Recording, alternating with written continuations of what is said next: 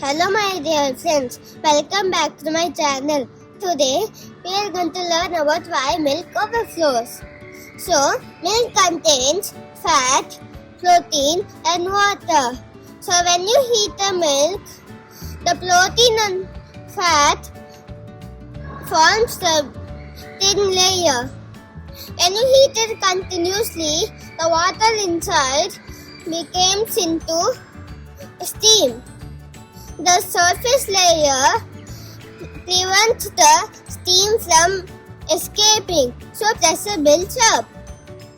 So once the pressure is strong enough, the foam lifts the surface layer and the milk rises up continuously and it spills over the pot.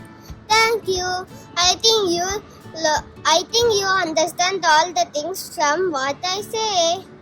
Thank you. Bye. See you on next video.